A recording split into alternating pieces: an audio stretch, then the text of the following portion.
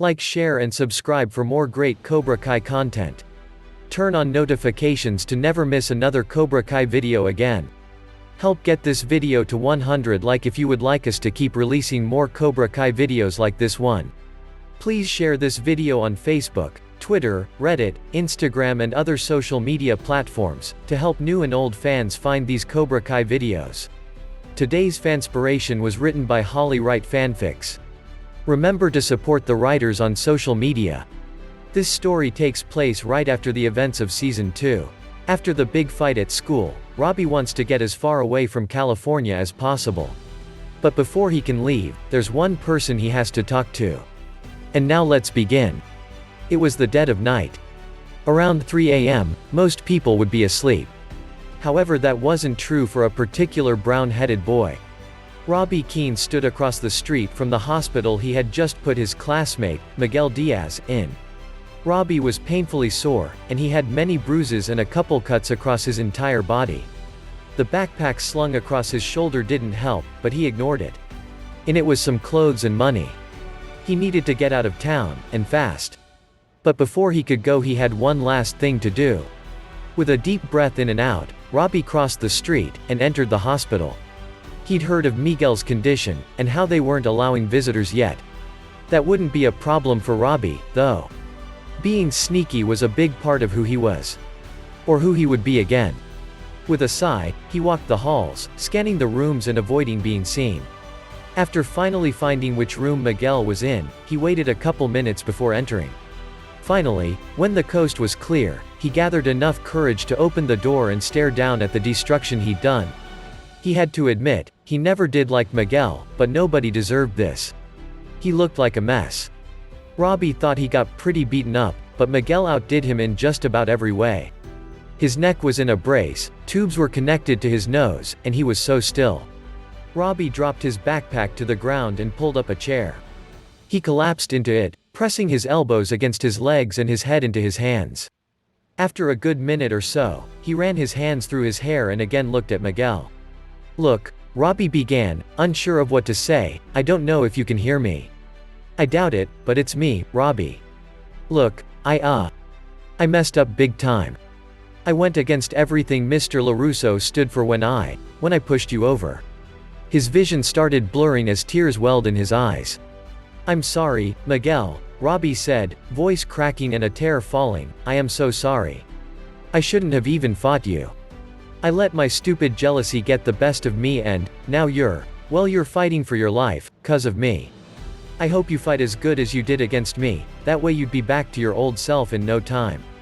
Anyway, Robby clasped his hands together and looked down, "I've gotta get out of here. I couldn't leave without saying something. Even if it's as pathetic as this apology, if it could even be considered as one. I don't think I'll be back, so if you can hear me, take care of Sam for me, will you? She deserves better." Robby finally looked up again. He wasn't crying anymore, but his face was stained from dried tears. He stood up and stared at Miguel's chest going up and down while the heart rate monitor continued beeping in the background. As he bent down to grab his backpack, he thought he saw the tiniest twitch in Miguel's right hand.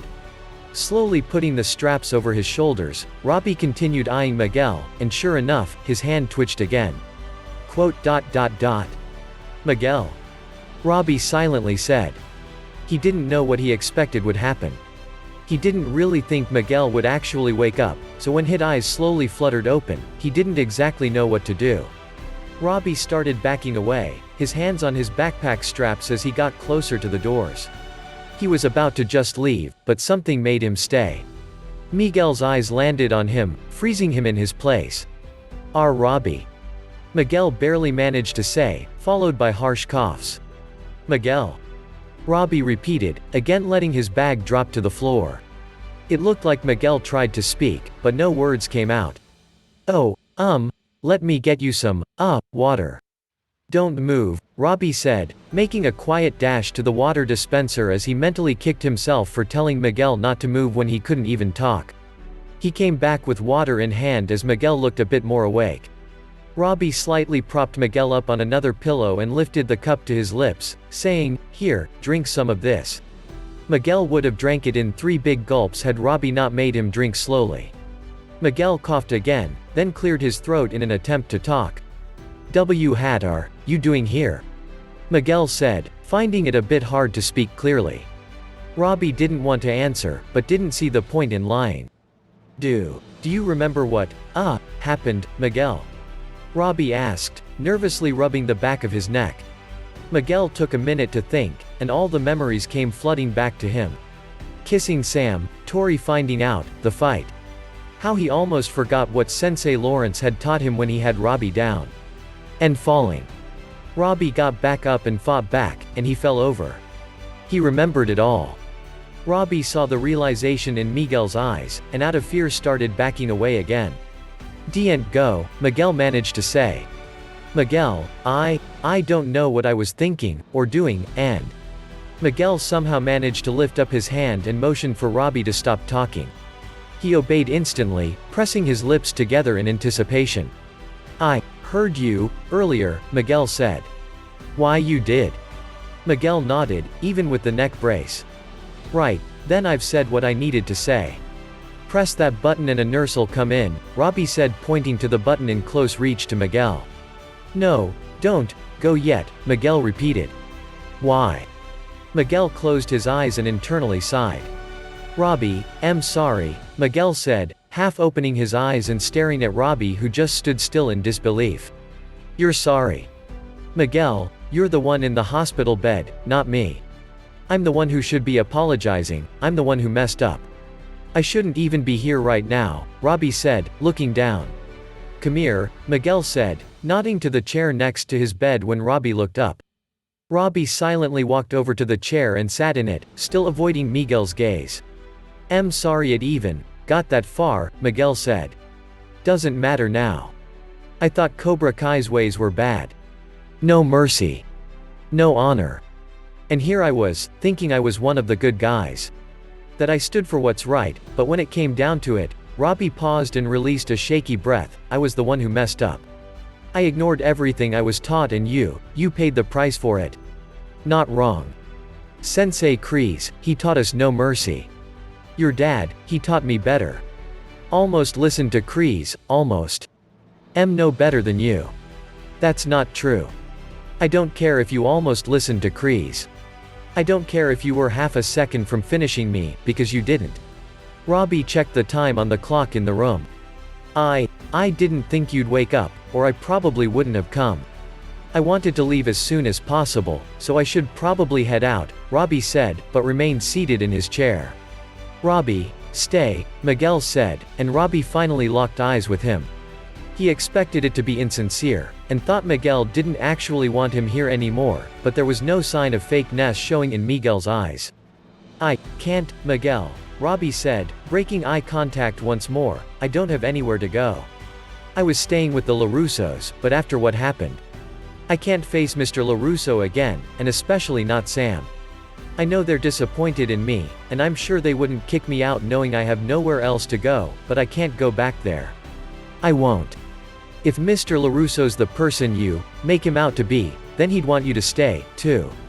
I know. That's why I have to go. Mr. LaRusso, his family, they're all way too good to me. I don't deserve it.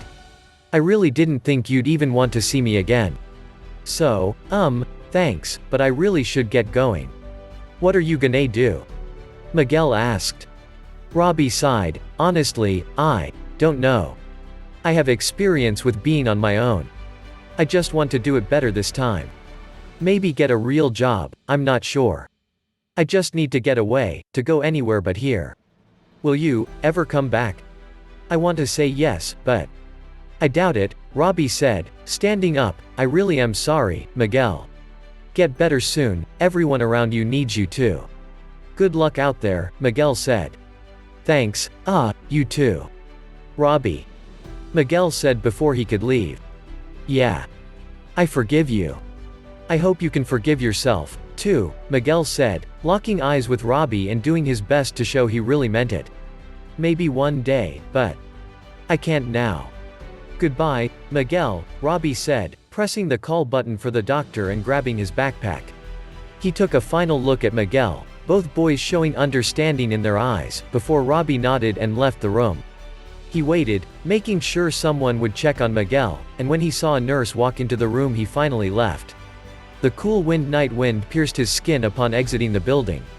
Turning around one last time, Robby stared at the big building. "You're all right, Diaz," he said, heading to the bus station. "I need one ticket, please," Robby said, looking at the upcoming departures. "Where to?" the booking clerk asked. "Whatever goes the furthest away from here," Robby said, lightly tapping the counter in anxiousness. "Got a bus heading to Maine in 30 minutes. Long ride," the clerk said, uninterested. "That's perfect. You look a little young to be headed across the country. Any form of ID on you so I know I didn't just ship a minor off?" the clerk asked, but still tapped the computer screen to print the ticket. Never had Robby been so thankful for the fake ID his old friends made him get. He took it out of his wallet, handing it to the clerk. She adjusted her reading glasses as she lifted the ID closer to her face. "Okay, one ticket to Maine, that'll be $429.99, mister." She peeked one more time at the ID, "Mr. Lawrence." Robby lightly laughed, pulling out the cash he had saved over time. "Please, call me Andrew." And that's it. Did you enjoy this Cobra Kai fanspiration? Let us know what you think in the comments. Help get this video to 100 like if you would like us to keep releasing more Cobra Kai videos like this one. Don't forget to subscribe, and turn on notifications to never miss another Cobra Kai video again. Please share this video on Facebook, Twitter, Reddit, Instagram and other social media platforms, to help new and old fans find these Cobra Kai videos. And we'll catch you in the next one. Peace.